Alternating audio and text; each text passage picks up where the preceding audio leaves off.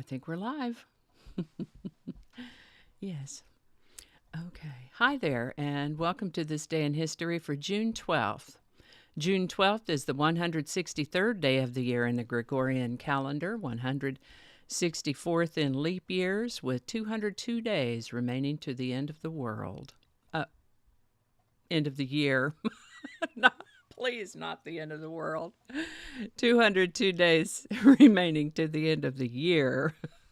Golly willikers. All right, let's see if I can do this.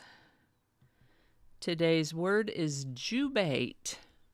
Jubate is an adjective that means fringed with long pendant hairs like a mane, like a horse's mane, possessing a mane or mane-like hair. You're probably more likely to see this term in zoology as a term when defining a species, but that is what it means if you'd like to try to work it into a conversation. It's an adjective, and it refers to a mane or mane-like hair. The word jubate comes to us from Latin, not much changed from its original state. First known use of the word jubate is around 1820 to 1830, jubate. Now, the word jubate was suggested by a viewer, so if you have a word you'd like me to explore in the Word of the Day section, pop it in the comments, and if I can find it in the dictionary, and it's not nasty, I'll add it to the list of words and we'll talk about it. All right. And with that, we're going to start in 1924 with the birthday of George Herbert Walker Bush, born June 12, 1924. He was, did I get the right microphone?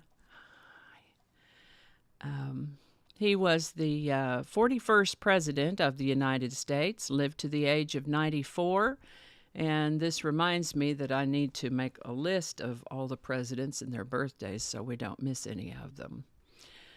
This is the birthday of the National Baseball Hall of Fame and Museum, which opened its doors on June 12, 1939. The museum has celebrated this day with great fanfare throughout the years. I lived in Cooperstown from 2002 to 2009 and worked at the Hall of Fame during that time. They would bring in a big old sheet cake birthday cake to share with anyone who might happen to be there that day. Now, I don't know if that's still a thing right now, but it is June 12th, and they're going to be doing something there. So I want to also mention that if you love baseball and you haven't been to Cooperstown yet, you need to plan that trip. It's not that hard. If you're coming from out of state, fly into Albany or Syracuse, rent a car, and drive over. It's about 2 hours west of Albany, and it's out in the middle of the state. It's a small village of about 22 to 2,500 residents, and I don't remember why or how this conversation came up, but back in 1905 a group was assembled to research the origins of baseball. This group was headed by a fellow named Abraham G. Mills. And 3 years later, this group, what they called the Mills Commission, determined that according to their research, the first scheme for playing baseball, as they said it, was devised by Abner Doubleday in Cooperstown, New York, 1839. Nearly 100 years after that, in 1935, discovery of what has been called the Doubleday baseball, considered to be the first modern baseball, was discovered in a farmhouse over in Fly Creek, which is just a few miles from Cooperstown. It had a stitched cover and a cloth stuffing and has become a symbol of the legendary first baseball game of 1839 in Cooperstown. A man named Stephen C. Clark purchased the Doubleday baseball for the mighty sum of $5, which was a lot more then than it is now, and created a one-room display of baseball objects in a local Cooperstown club. It attracted wide attention, and they didn't waste any time then. The Hall of Fame was established and inducted its first 5 players. The first 5, by the way, were Ty Cobb, Walter Johnson, Christy Mathewson, Babe Ruth. I forgot to change this. Let's see if it changes right. Christy Mathewson, Babe Ruth, and Honus Wagner. Ty Cobb did earn the most votes, but he was mad because the vote wasn't unanimous for him. He was funny like that. National Baseball Hall of Fame and Museum opened in Cooperstown on June 12, 1939, coinciding with baseball's centennial celebration. By that time, 25 players had been elected to the Hall of Fame, and the 11 living Hall of Famers traveled to Cooperstown to celebrate baseball's centennial. This was a huge celebration and event, and when I worked there, there was this sweet little woman that had attended that first ceremony when she was a little girl. I'm sure she's gone on to the great ballpark in the sky by now. But I've placed a link in the thingamajig if you'd like more information about the National Baseball Hall of Fame. There's certainly plenty of information you can get. They have an amazing research library and a museum store, of course, where you can get cool stuff. Lots of cool stuff. And they also have a membership program that offers free admission to the museum and a discount in the museum store. Pretty good deal. I still keep my membership, even though I live all the way down here in Texas.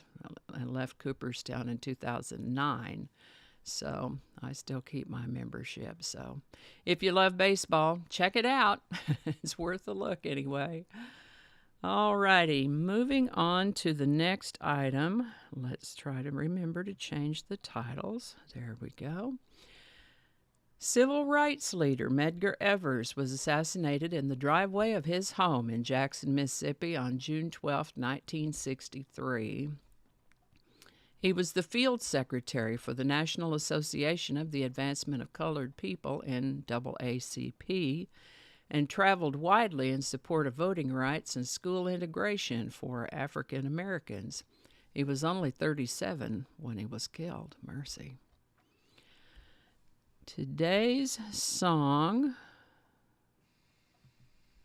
is Back in My Arms Again by the Supremes. This is yet another hit written and produced by the Holland Dozier Holland team. It's been covered and remade by quite a few other artists since the Supremes released it in April of 1965. And we find it at number 1 on June 12, 1965, Back in My Arms Again by the Supremes. Link in the description.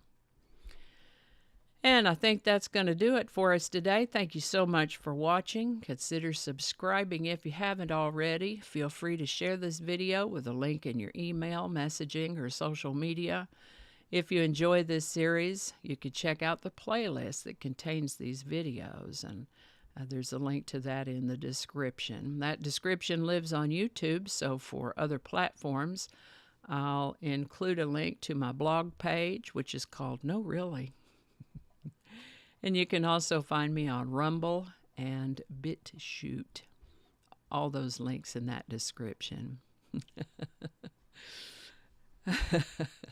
That's all I can think of right now. Thanks again. I'll see you next time. But I'm not going to sign off right away because I want to see the memos here. Yes. Happy Monday. Thanks, Braxton. Yeah. Yeah, days to the I do that sometimes, and I don't know why, but no, just to the end of the year. Hope we have a lot longer till the end of the world. Way long after any of us have gone on to the great beyond. Alrighty. I guess that really is it for now. Thank you so much for watching, and I'll see y'all next time. And now we look for the thank you very much button. Have a beautiful day.